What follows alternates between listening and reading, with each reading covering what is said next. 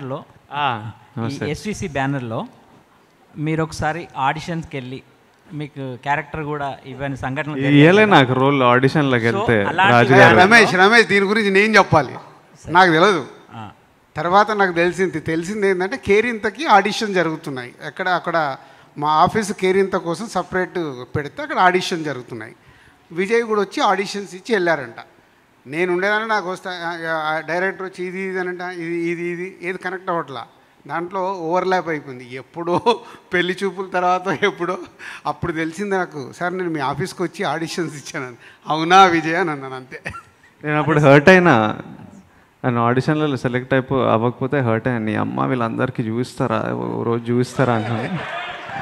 ఇప్పుడు రాజుగారితో ఈ April 5th ఒక బిగ్ హిట్ ఇస్తే మా అందరికి అదో శాంతి, అదో సైకిల్.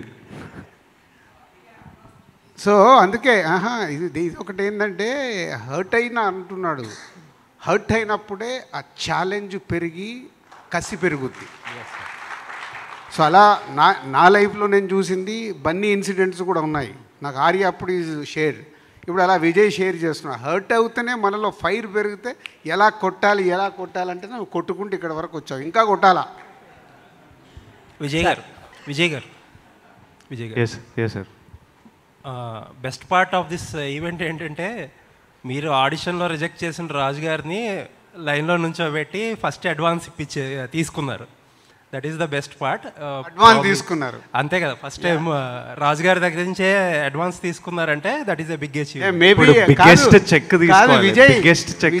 విజయ్ నాకు డౌట్ వస్తుంది, అందుకే అడ్వాన్స్ తీసుకున్నామని ఈగో సాటిస్ఫై అవ్వడానికి. అవసరం ఉండే, బట్ ఏంటంటే నైస్గా డబుల్ టైట్ అని చెప్పి నైస్గా ప్యాకేజ్ చేశారు. బట్ స్టిల్ మీగో కూడా లేదు. అంటే దీనికి నేను ఇంకోటి అంటే విజయ్తో నేను తన మొదటి సినిమాలు చూసా, పెళ్లి చూపులు కానీ, అర్జున్ రెడ్డి కానీ, గీతా గోవిందం కానీ. గీతా గోవిందంలో ఈవెంట్కి అరవింద్ గారు నన్ను గెస్ట్గా పిలిస్తే అక్కడ ఉన్న రెస్పాన్స్ చూసి ఆ రోజు నేను అనౌన్స్ చేశాను. సో అంటే తన గ్రో అవుతున్న విధానం చూసి వాట్ ఏ రెస్పాన్స్, ఇంత రెస్పాన్స్ మూడు సినిమాల్లో అక్కడికి తెచ్చుకున్నాడంటే చాలా గ్రేట్ అనిపించింది. నేను అప్పటి నుంచే విజయ్కి చెప్తున్నా, సో కేరింతది నువ్వు మైండ్లోకి వెళ్ళి తీసే, ఎప్పుడు జరిగిందో నాకు తెలియదు. బట్ మనం సినిమా చేస్తే మట్టుకు బెస్ట్ సినిమా ఎలా తీసుకెళ్దామనేది ట్రై చేద్దామని లాస్ట్ 4 years వెయిట్ చేశాను. నేనేదో టక్మన్ విజయ్ చేద్దామంటే కూడా చేసే మూడ్లో నేను లేను. చేస్తే కరెక్ట్ సినిమా చేసి రిజల్ట్ వచ్చే సినిమా ఎలా చేయాలి. ఓకే విజయ్ గారు, నిన్న మీరు ఒక ఇంటర్వ్యూలో I heard you saying family star అనేది గీత గోవిందం ఆన్ స్టెరాయిడ్స్ ఉంటుంది అని చెప్తున్నారు మీరు. గీత గోవిందం అనేది ఏంటంటే మేజర్ కాంట్రిబ్యూషన్ ఆల్బమ్. అసలు లాస్ట్ ఫ్యూ ఇయర్స్లో ఒక ఆల్బమ్ అంత ఇంపాక్ట్ క్రియేట్ చేసింది అని ఆలోచిస్తే ప్రాబ్లీ అలవైకుంఠపురం ఒకటే కనిపిస్తుంది. మేబీ అంత ఇంపాక్ట్ క్రియేట్ చేసిన ఆల్బమ్ మేబీ ఇయర్స్ అయ్యాక కూడా it is still relevant and ringing. Same music డైరెక్టర్ని ఈ సినిమాకి కూడా కంటిన్యూ చేశారు. సాంగ్స్ బాగున్నాయి, బట్ గీత గోవిందం అంత ఇంకా జనరేట్ అవ్వలేదు పీపుల్లో. సో ఆ ఆల్బమ్ అంత జనరేట్ అవ్వక ముందే గీత గోవిందం ఆన్ స్టెరాయిడ్స్ అంత ఇంపాక్ట్ క్రియేట్ చేయగలుగుతుంది అనుకుంటున్నారా? ఇప్పుడు నేను దీన్ని గీత గోవిందం నెక్స్ట్ లెవెల్ అన్నా, గీత గోవిందం ఆన్ స్టెరాయిడ్స్ అన్నా అంటే ఇది గీతా గోవిందం కంటే సక్సెస్ఫుల్ అవుతుందనో, దీని ఆల్బమ్ దానికంటే బెటర్ ఉంటుందనో, ఎక్కువ నంబర్లు వస్తాయనో కాదు. గీతా గోవిందం ఆన్ స్టెరాయిడ్స్ అంటే ఆ క్యారెక్టరైజేషను, ఆ స్టోరీ టెల్లింగ్, ఆ టెక్నికల్ ఫినెస్ ఏముందో, Geetha Govindam is like a story of a boy, this is more of a man. Geetha Govindam అప్పటికి విజయ్ దేవరకొండ, పరశురామ్ ఎవరున్నారో, ఫ్యామిలీ స్టార్కి విజయ్ దేవరకొండ, పరశురామ్ ఎవరున్నారో వాళ్ళ క్రాఫ్ట్స్లో చాలా బెటర్గా ఎక్స్పీరియన్స్తోని, మెచ్యూరిటీతోని చాలా ముందుకొచ్చాము.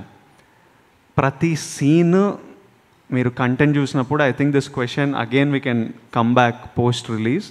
When you see the entire film, how it's packed, how it is performed, writing పరంగా అన్ని క్రాఫ్ట్స్లో it's a far superior film, extremely entertaining film. So you'll feel the adrenaline మీకు తెలుస్తుంది on April 5th. And music గురించి నేను మీరే అంటున్నారు గీతా గోవిందం తర్వాత అలా వైకుంఠపురంలో అంటే ఎన్ని సినిమాలు వచ్చాయి, 2 సినిమాల్లో ఏది అనుకుంటే జరగదండి. ఆ జర్నీలో కొన్ని ఒక్కసారి అలా సెట్ అవుతాయి. సెట్ అయినప్పుడు అవి అద్భుతాలు జరుగుతాయి. కానీ సినిమాకి, ఇప్పుడు ఈ సినిమాకి రేపు మీరు సినిమా చూసేటప్పుడు ప్రతి పాట స్టోరీ టెల్లింగ్ ఉంటుంది. సో ప్రతి దాంట్లో మాంటేజెస్గా కానీ స్టోరీ టెల్లింగ్లో కానీ మీకు సినిమాని ముందుకు తీసుకెళ్తుంది పాట. ఏదో ఇక్కడ సాంగ్ రావాలి కాబట్టి సాంగ్ రాదు. సో మీరు రేపు సినిమాలో ప్రతి సాంగ్ స్టోరీ టెల్లింగ్లో ఉంటుంది. రేపు మీరు మ్యూజికల్గా మూవీ చూసేటప్పుడు ఇంకా బాగా ఎంజాయ్ చేస్తారు.